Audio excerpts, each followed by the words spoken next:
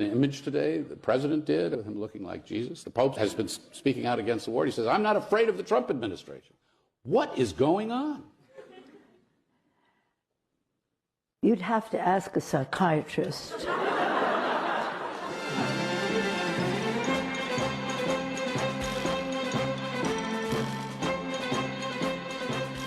This week on Instant Experts, if you can't beat them, join them. Trump also blocks the Strait of Hormuz. That thing needs some military-grade Metamucil. Trump punches on with the Pope. And the Pope can handle himself, Henry, let me tell you. And in sport, an orgy for West's Tigers fans as we hit the top of the table. And that is the first time since Jesus played on the wing. Welcome back to Instant Experts Papal Smackdown Edition. It's all the latest news explained by idiots, here to keep you sane in a crazy world. I'm Henry Lee, and as always, I'm here with my dear friend, the Honk. Honky, welcome.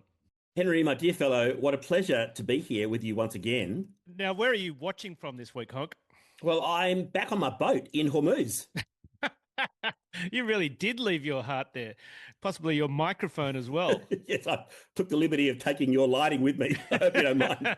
But we talked about Hormuz last episode, didn't we? I was over here a few weeks back, just to recap, got the great Dubai deal, but I missed the terms and conditions about a war being on.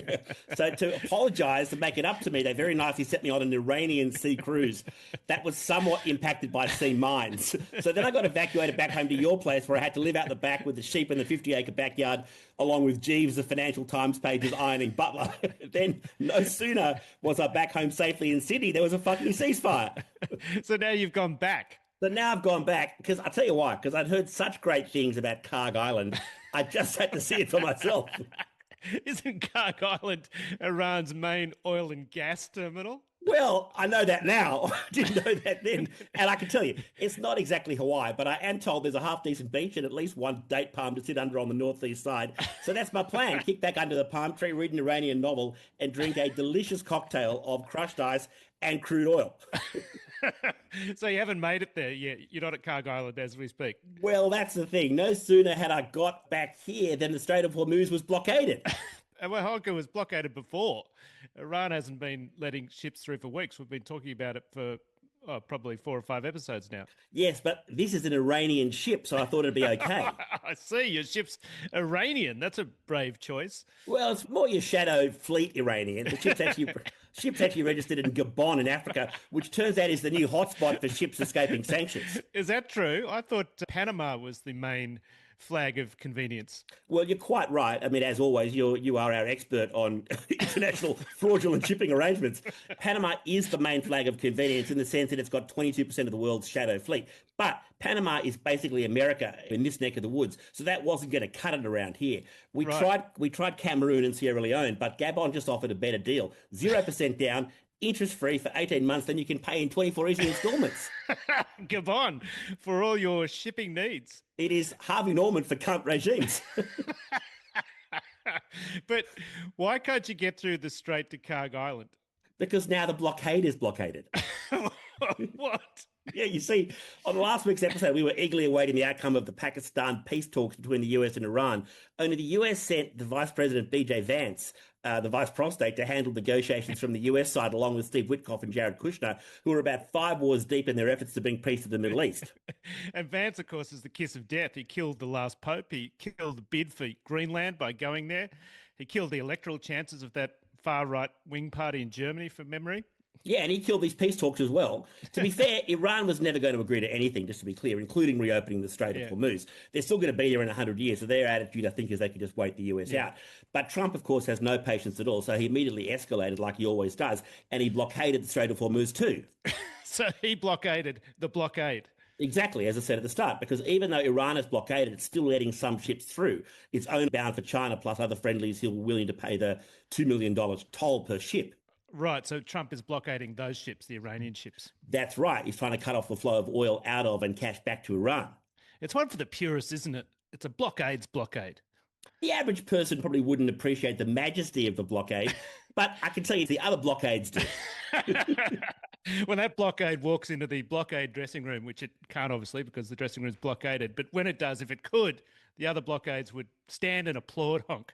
Yeah, if they themselves were not blockaded. Well, obviously they weren't blockaded, but whose blockade will be lifted first? Well, that's the great question. Hopefully the US's, mostly because I'd like to be unblocked by the blockade's blockade so I can get to the OG blockade and experience the magic for myself. But how will you tell, honk? Will you be able to see which direction the ships aren't moving in, whether no one's buying or whether no one's selling?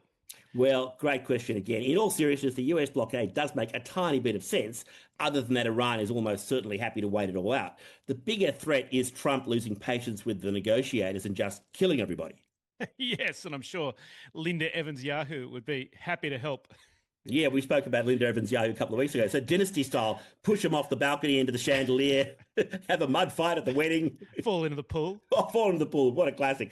Bibi Linda Evans-Yahoo can get you a million ways. But for the moment, it's a game of cat and mouse with the ceasefire between the US and Iran largely holding, but the strait is still closed and Iran's nuclear materials are still in its care.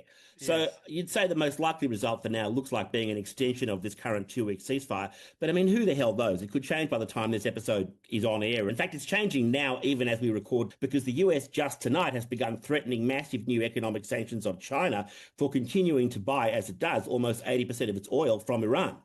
Now, Honk, I was going to ask you what caught your eye this week, as I normally do, but obviously that was Iran again, which is the 6th week in a row. Except actually it was not what caught my eye this week. This is the show, as we always say about Crooks, Fuckwits and Morons, Henry, and the action in Iran this week was still relatively sane compared to the madness that's going on everywhere else.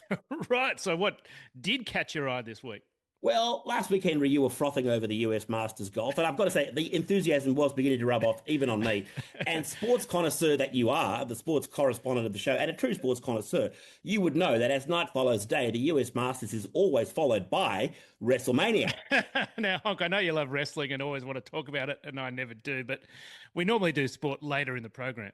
But this year's different because it is the biggest WrestleMania yet. Well, hang on, how can it be? As we've covered on this show as kind of a DEI initiative for you, Hulk Hogan's dead. Yeah. The Iron Sheik, although he's dead, is running Iran. Yes, he is, yeah. And John Cena retired this time last year. Yes, we see, this is, if you cared, if you loved me, you'd know, this is the beauty of wrestling. There are always new stars who shine. Yeah, but it takes a while for the public to get to know them. But this year's headliners are already well known to the public. You would know these guys. Well, who are they? Donald J. Trump and the Pope. At WrestleMania. Best of three falls, no holds barred with a supersized turnbuckle, top rope, death match, barbed wire, weapons, you name it, they've got it. Well, Trump did call out the Pope last week, didn't he? He said he needed to support US policy on Iran instead of whining about peace the whole time like some kind of Jesus freak Bible basher, even though, of course, it was Easter. Yeah, and even though he's the fucking Pope. Trump, you're right. Trump did attack him. And this week he went 2 steps further. First, he tweeted that the Pope is soft on crime. We're going to put the tweet up on screen if it fits, because it is dead set war and peace, this thing. Yeah, it's the text equivalent of drunk dialing your ex on a Saturday night and leaving an 8-minute voicemail complete with bathroom break. It's exactly what it is. I won't read the whole thing. I'll just pick out a couple of highlights. Pope Leo's week on crime. I like his brother Louis much better because Louis is all MAGA. He gets it and Leo doesn't. I don't want a Pope who thinks it's okay for Iran to have a nuclear weapon. I don't want a Pope who criticises the President of the United States because I'm doing exactly what I was elected in a landslide to do. So is the Pope, by the way. Yeah, yes. Leo should be thankful because, as everyone knows, he was a shocking surprise. He wasn't on any list to be Pope and was only put there by the church because he was an American and they thought that would be the best way to deal with President Donald J. Trump. If I wasn't in the White House, Leo wouldn't be in the Vatican. He meets with Obama sympathisers like David Axelrod, a loser. Leo should stop catering to the radical left and focus on being a great Pope, not a politician. It's hurting him very badly and it's hurting the Catholic Church. There's just so much good stuff in there, isn't there, Honk? You're weak on crime. I like your brother better. You wouldn't be there if it wasn't for me. You're part of the radical left, as if the Pope gives a Vatican rat's ass whether Trump likes his brother better. He doesn't work for the Trump organization. He works for God. Also, Henry, don't forget, the Pope is from Chicago. You might well say he's on a mission from God. He's got a full tank of gas, Honk. Half a pack of cigarettes. It's dark and he's wearing sunglasses. Hit it. 4 fried chickens and a Coke. A lady of blessed acceleration. Don't fail me now. And Pope Leo's also a class act. He subtly, or maybe not so subtly, hit back against Trump in 2 ways. First, his own tweet, which reads, "Those who pray are aware of their own limitations." truths. They do not kill or threaten with death. Death enslaves those who have turned their backs on the living God, turning themselves and their own power into a mute, blind, and deaf idol, to which they sacrifice every value, demanding the whole world bend its knee. Enough of the idolatry of self and money. Enough of the display of power. Enough of war. True strength is shown in serving life. That was good. It really reminds me of somebody. I just can't put my finger on it. Yeah.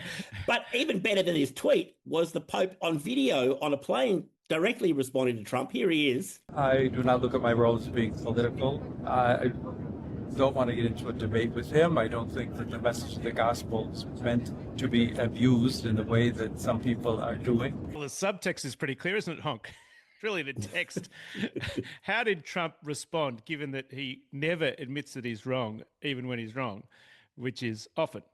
Well, that's the second thing. Trump not only doesn't admit he's wrong, he always doubles down or blames somebody else for his errors. Right. So which one did he go with here? Well, he went with both. First a double down, and it is a doozy. Trump posted this week an AI image of himself, very famously, as Jesus. Have a look.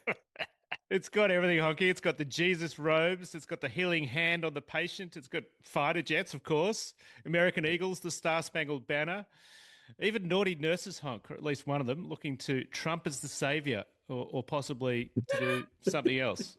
Also, if you look closely, there's a buff young soldier who looks like he might want to fight the naughty nurse for the first go at the Trumpy BJ.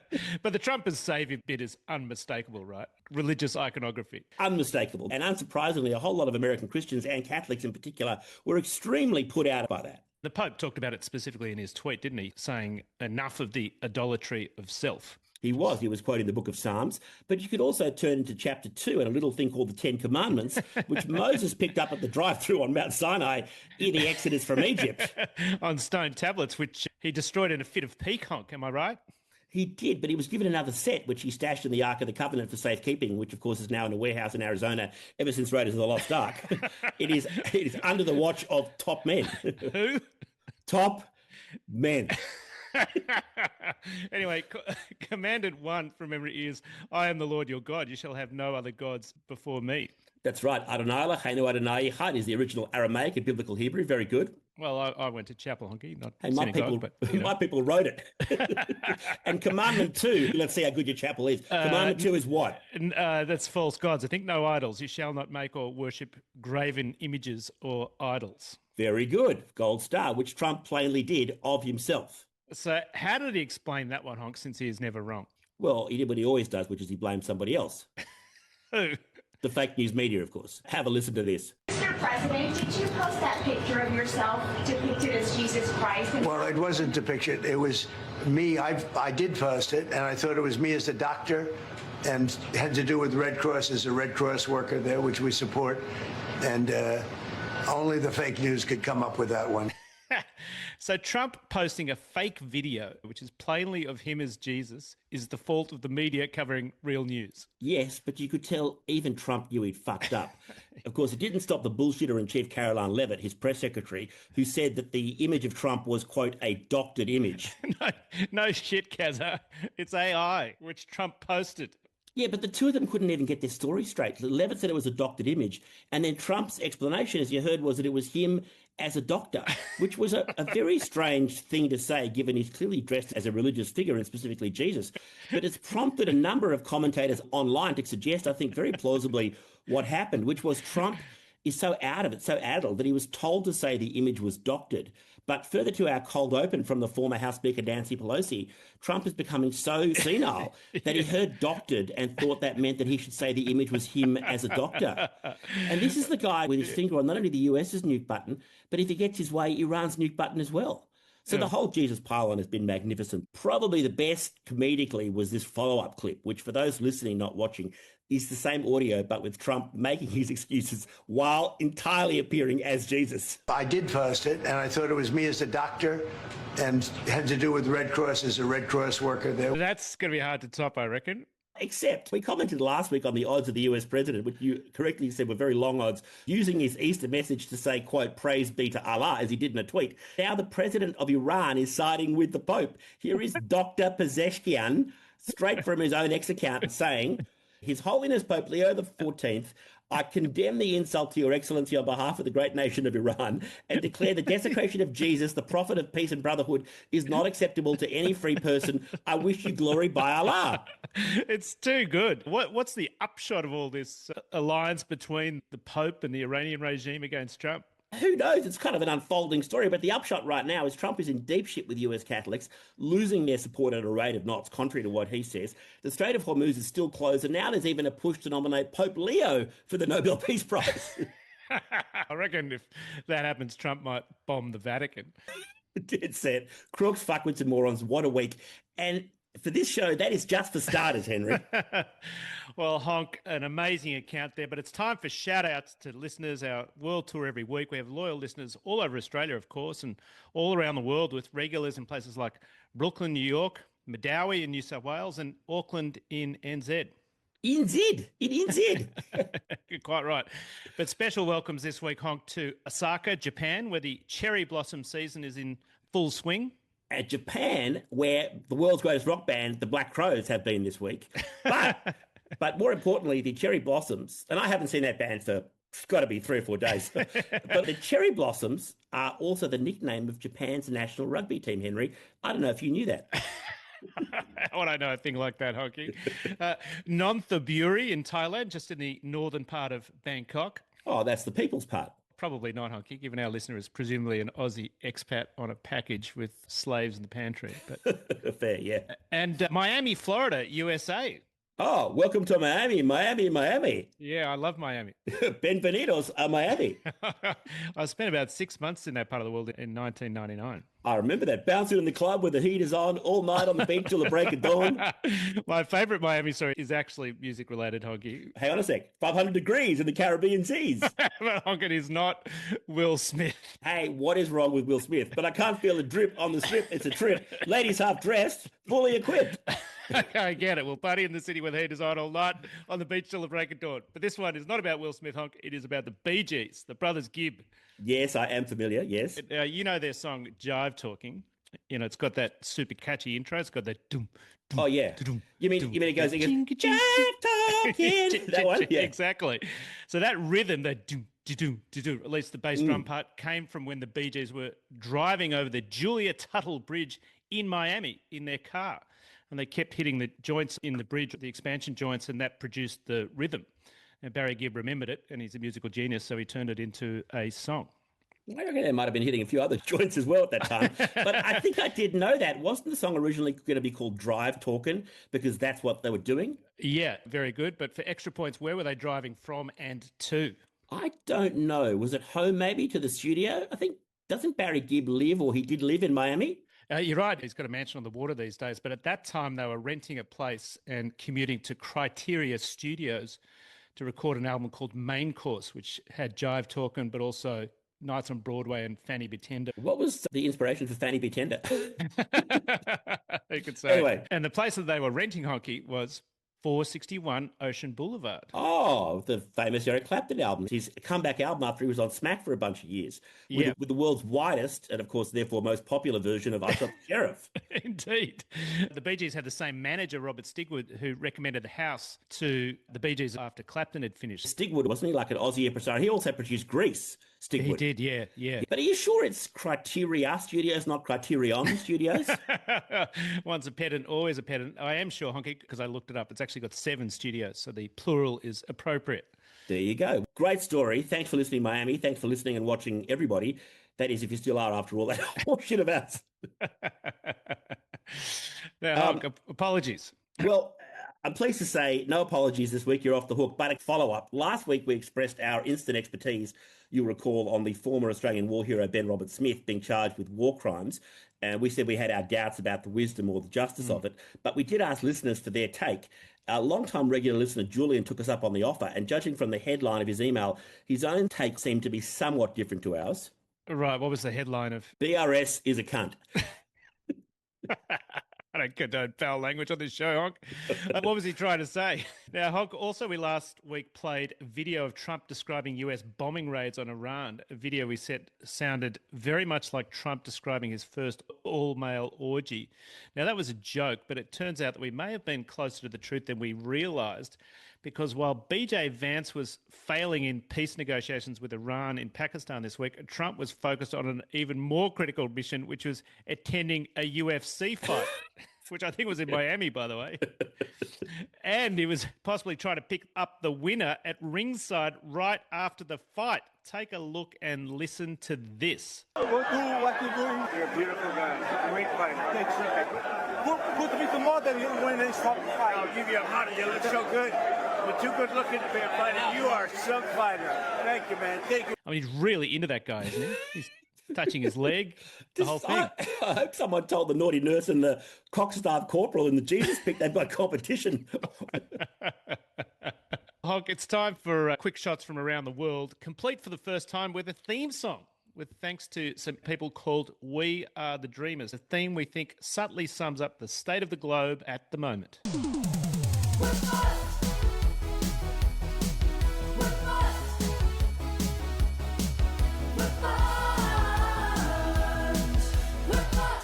Hog, the first one's an update on the Hungarian election. Yes, Instant Experts, of course, famous for its Hungarian election coverage. Henry Lee is the Anthony Green of Budapest. I was going for Nate Silver, Honk, but I'll take it. Anyway, we said last week that US Vice President BJ Vance, there he is again, was over there trying to rally support for the would-be autocrat Viktor Orban, despite it being customary under every other US administration since George Washington to stay out of politics in other countries. Unless you're in Central America, South America, the Caribbean, Asia, Europe, or the Middle East. Well, yes, to be fair, they did leave Africa to the French, British, Italians, Belgians and Portuguese. Very true, yes. But anyway, Vance was sent to rally support for Orban, at which point Orban's approval immediately fell by 3 points.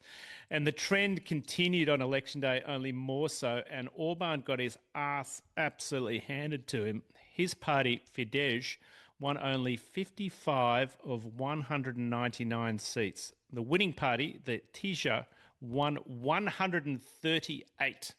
55 out of 199. Has Orban thought of joining the Australian Liberal Party? He's got the right sort of numbers they need. Yeah, quite possibly. I mean, what's Hungarian for teals? Do they have those as well? But this is a huge result, Honk, in all seriousness. Not only was Orban Prime Minister for 16 years, he ran what he himself called a, quote, illiberal democracy, unquote. And that's one in which elections are free but tilted, the rules heavily favouring incumbents, and Orban had massive gerrymanders running all over Hungary. Media there is influenced heavily by the state, but not totally shut down. But Orban consolidated a whole lot of it under the government. He actually bought a lot of the media companies. And the courts are constrained. So while the opposition exists and competes, it's strongly disadvantaged in legislative, judicial and executive branches. Basically, it's democracy, but all the knobs turned in one particular direction. But now the knobs are turned in the other direction, and the big knob himself, Orban, is out. The real issue, of course, in all this is that Orban is or was heavily aligned with Vladimir Putin. Yes, and it turns out, Honk, the Hungarians don't like the Russians very much. I can't think why. The Russians only fucked up the country for 35 years after 1956. They actually went in there much earlier, didn't they? 1944 during the war. 56, I think, was when the Hungarians got so sick of eating Russian shit every day. They started the Hungarian Revolution, and then the Russians sent in the tanks. You're quite right. Your feedback is important to us, Hungary, but we're going to fuck up your country until 1991, which, by the way, Honk, I realised was 35 years ago. 1991 to 2026 is the same as 1956 to 1991. Can you believe that? Fuck, we are some old motherfuckers. It is good, though, to see BJ Vance maintaining his streak as the kiss of death. I mean, we talked about it at the top. First the Pope, he killed the Pope, then the Pakistan peace talks, and now Viktor Orban as well. Yeah, he's not just the kiss of death, Honk, he's the BJ of death. Well, that is true. I mean, nobody sucks more than BJ Vance. Not even naughty nurses for Jesus, or corporal cockpuncher. Honk, maybe the last word on the Hungarian election goes to Robert Bork III. And if that name sounds familiar, he's the grandson of the former US Solicitor General, Robert Bork I. I wasn't sure if he was related to Robert Bork or if he was a Muppet with that name, but good friend of Beaker's. But Robert Bork I was the acting Attorney General, I remember now, under Nixon, who on Nixon's orders fired the special prosecutor who was investigating Watergate, that is Archibald Cox. And this, from memory, was after Archibald Cox's previous superiors at the Department of Justice had refused to do it, so Nixon fired them. Right, he was kind of Pam Bondi style sent in to do the dirty work. Pam Bondi, may she rest in peace. Bork was Pam Bondi of the 1970s. They're probably a little bit smarter. Not hard. Yeah, but of course he never got Smarter over than his... a table. But of course, Bork never got over his reputation as a traitor to justice. So when Reagan nominated him for the Supreme Court, which in and of itself was a fuck you to Democrats in the 1980s, the US Senate told both Reagan and Bork to sincerely go and get fucked. Revenge was served nice and cold. So what did the grandson have to say about the Hungarian election? Robert Bork III said a fantastic tweet which said simply, Viktor Orban can still win if Mike Pence has the courage. Superb. Personally, I've got to say that I thought the best thing about the Hungarian election win was the public celebrations. In particular, I don't know if you saw this Hungarian MP who was dancing for the crowd like an older guy. Have a look at this.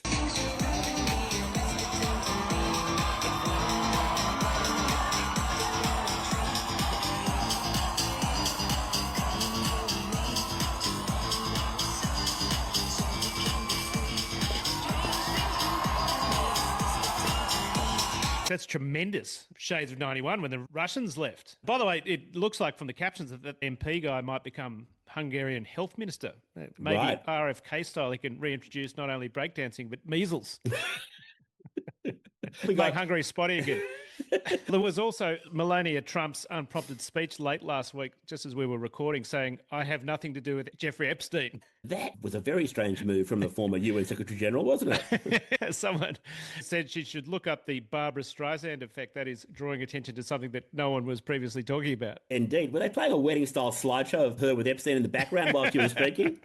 They might as well have, because nobody believed her claims she had nothing to do with it. It's bizarre. We've all seen 1,000 photos of the two of them. What? The explanation I read was that Melania was trying to get out ahead of another story that is about to implicate her big time. Apparently, when Melania came to America as a model, she was with an agency managed by a sleazebag called Paolo Zampoli, who's actually a close friend of Trump's. And in fact, in Trump's current administration, Zampoli is the special representative for Trump for global partnerships, whatever the fuck that is. But in fact, Zampoli was and is more than a sleazebag. He's an alleged abuser and sex trafficker, most of whose models apparently didn't do any modeling but were set up to service rich guys like Epstein. His wife was close to Melania for years, but that wife and Zampoli ultimately split. And now the wife has been deported, and the rumors are that Melania got ICE to do it on Zampoli's behalf. Oh, God, that is cold, man. At least Melania's got something in common with Donald, which is total disloyalty to her friends. There's not much else going on in that marriage, I don't I think. don't think so. It's also rumored there's a book coming out that confirms that Melania was trafficked to Trump via Epstein, which would be, of course, a shock to absolutely no one. My question is, did Trump ever pay? He normally stiffs his contractors. Did he pay Melania? I'm sure he paid Melania. Stiffing, I'm not so sure. Anyway, that may explain that very weird statement by her. Yes. Honk, speaking of Eastern Europeans, I read with both pride and alarm this week that Ukraine captured a Russian position in the war there exclusively with robots and drones. No troops whatsoever. It's basically the Terminator in real life. Holy shit. Yeah. Not to be outdone, though, Russia has been showing off its own drone tech this week. They've been using this drone tech to try and entice Russian university students to think about joining what Russia says is the most technologically sophisticated military on earth. Take a look at this demonstration.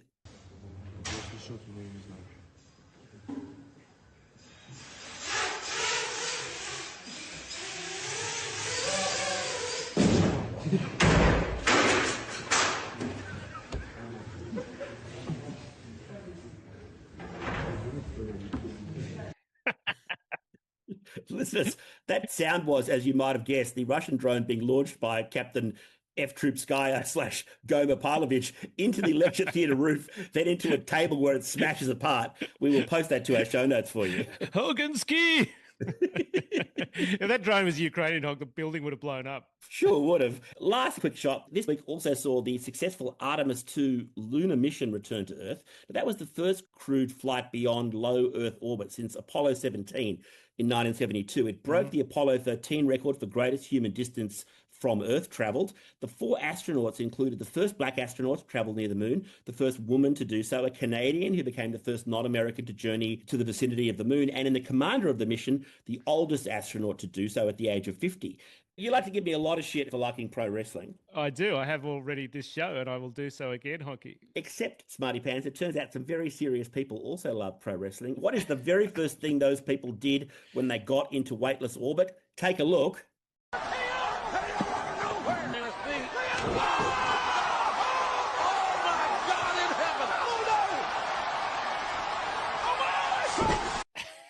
Listeners, as you might have guessed, that is the sound of the world's best astronauts recreating WWE in space. We'll again post it to our show notes for you to enjoy as well. Okay, I admit that was pretty good, but it is time for real sport. And Honky, what a week to be a Tiger. Our previously struggling football team, proud owners of 3 wooden spoons in the last 4 years. The Wests Tigers demolished the Newcastle Knights last weekend and are now equal top of the table. Surely it can't last, Henry. I mean, maybe it can, but I can't let myself believe it's going to last. But still, what a time to be alive. This is the first time, isn't it, the Tigers have won 3 games in a row in 8 years? The last time that happened was when the current coach was the star player. The great man, Benji Marshall. That was the rugby league, our shithouse team in the NRL. But in the Australian rules, that is the other football comp, the artist formerly known as shithouse, Essendon had a win too. They did, Honky. We talked about them a couple of weeks ago when they were 200-1 in a 2-horse race, and they pulled one out last Saturday. I was playing golf in Melbourne with an Essendon fan who said his goodbyes at the end of the round. I put my clubs in the car and came up to get a coffee, and there he was in the clubhouse watching the game. He lied to you? He didn't lie. He just assumed Essendon would lose, so he was heading home. He hears on the radio that Essendon's actually winning, immediately turns the car around and sits there by himself, transfixed for the next half an hour. He was having a Tigers-like spiritual experience that I identified with on a higher level. As we know, family comes first, except when one's previously village footy team is actually fucking winning. The other sport we covered last week was the US Masters Golf, specifically the Champions Dinner, hosted by last year's winner, Rory McIlroy. The menu was amazing, but how did Rory go in the actual golf? He won again. He hadn't won a major for 10 years, and now he's won 2 Masters in a row and is indisputably one of the all-time greats and maybe the best European golfer ever. What's the secret, do you reckon? Was it the Elk Sliders, the filet mignon wagyu? It was certainly the early courses, Honk, because he shot 5 under in the first round, 7 under in the second, and then I think the Chateau Lafite Rothschild kicked in the third, and he went 1 over par. Then he nearly lost the whole thing after the Chateau d'Yquem, but he sobered up in the 4th round to win it. Can you imagine how sensational next year's dinner is going to be? Rumours are, as only the 4th champion to defend the title, Rory has taken the opportunity to refine the format. So next year's dinner is actually going to start next Sunday. It'll be 350 courses, 1 per day. With wines to match, naturellement. That's right. He'll be defending his title next year, weighing 300 pounds, but it'll be worth it, unless you're an elk. A wagyu elk. Just before we continue, is there time for me, in all seriousness, to preview the real WrestleMania 42, even for 10 seconds? Oh, Honky, I'd love to. You know I would. Unfortunately, it is time for Cunt of the Week. Oh, what? I can't believe Music, it. please.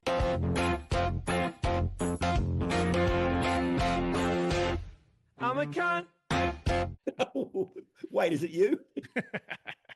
Okay, the first item this week, and now you're going to feel really bad and guilty, Henry. This was meant to be a little present for you, not that you deserve it anymore. You have talked before of your pathological aversion to fuckwits playing videos or music on their devices without headphones, and I share those homicidal urges. We're both correct. So kudos United Airlines, which has become the first in the world to create a rule mandating headphones for passengers on pain of being put on United's permanent no-fly list. I love that. I mean, a lot of people would say you want to be on United's permanent no-fly list, but I'm not one of those people. I think this is outstanding leadership in the modern era. Sorry, what'd you say? I've got my AirPods in. Fuck you. Now, I came across one of the cuntiest things I've seen in a while, even by the standards of Republican politicians. And this concerns Calvin Duncan, who's a 62-year-old African-American guy and the new clerk of the criminal court in Orleans Parish in New Orleans, Louisiana. That's an elected position, and Calvin won that last November with 68% of the vote.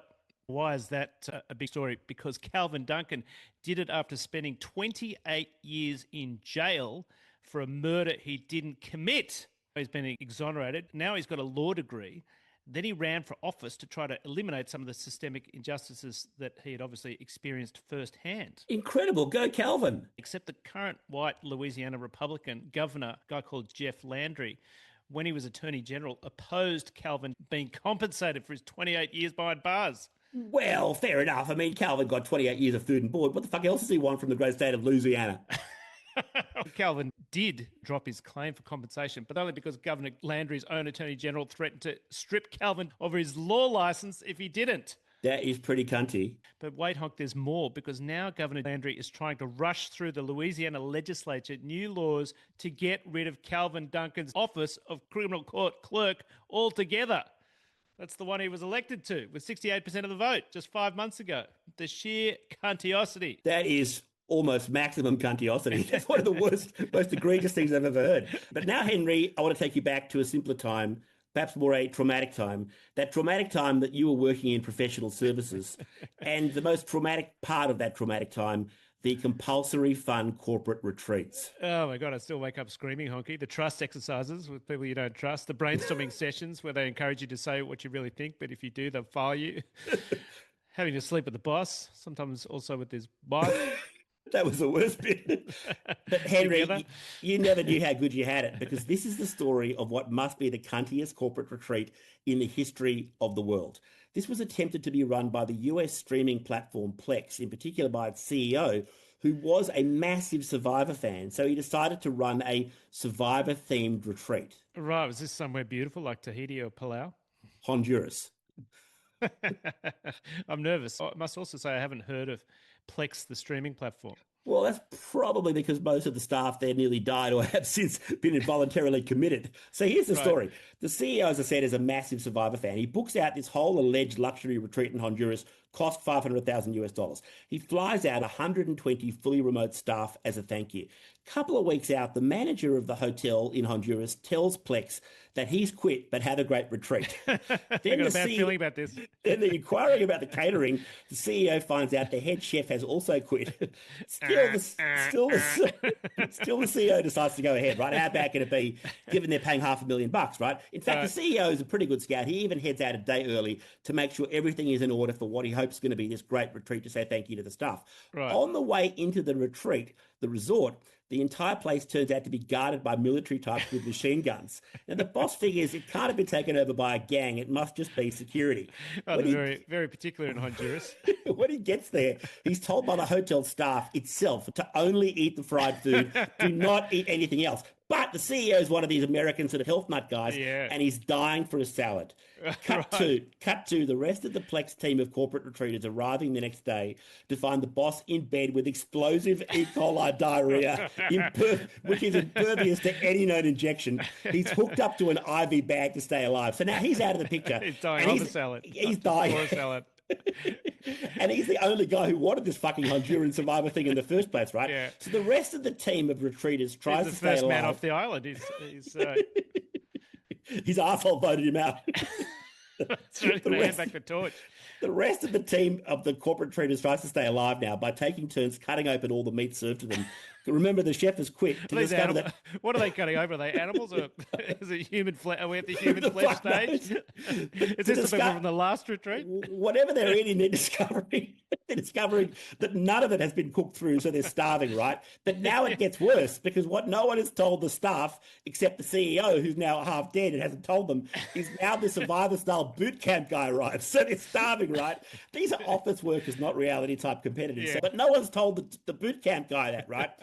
So he puts them through their torture paces in mud in about 100 degrees Fahrenheit, about 40 degrees Celsius. Yeah. The staff begs for mercy, and they can't go to their boss because he's nearly dead, right? So the boot camp guy finally takes pity on them, can't stand the whinging, and he lets them rest on a rock mound.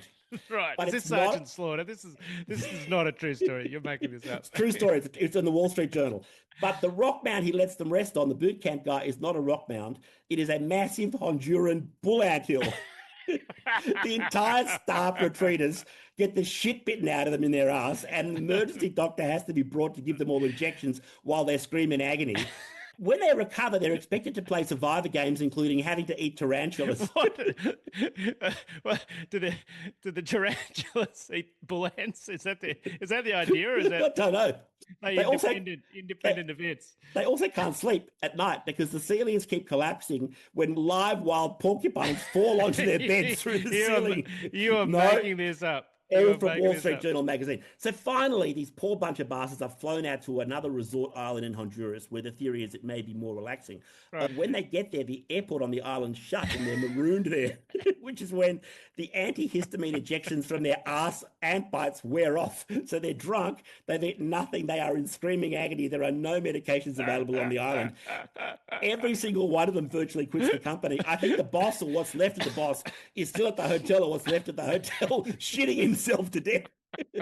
Plex, its former CEO, Hotel Adel Honduras, in fact, corporate retreats in general, you are our cunts of the week. Honk. What a story. All you fine people at Plex, I'd recommend the Masters next year instead. Nice idea. Okay, folks, that's all we have time for. Thanks for your company. So appreciated as always. You can watch the show if you're not right now, this episode on video on YouTube.